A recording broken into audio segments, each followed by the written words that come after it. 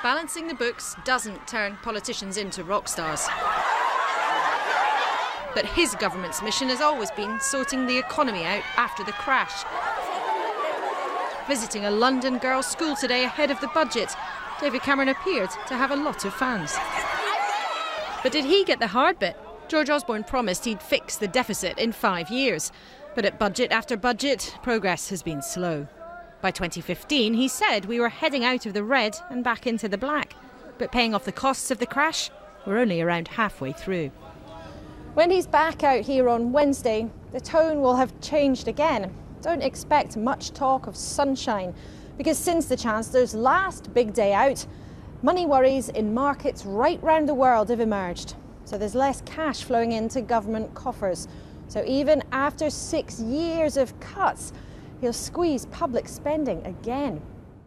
Lord Kerslake was the head of the civil service, one of the most senior officials hunting for cuts in the first 5 years. I think choices are quite difficult. Because the Chancellor said he doesn't want to raise more taxes.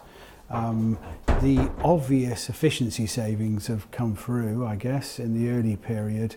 And his choices around welfare reform now, given what happened on the tax credits, I think are quite difficult as well.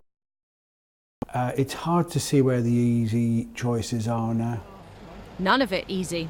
There are likely to be more cuts to welfare, possibly a rise in fuel tax, and an expected extra £4 billion of savings every year by 2020.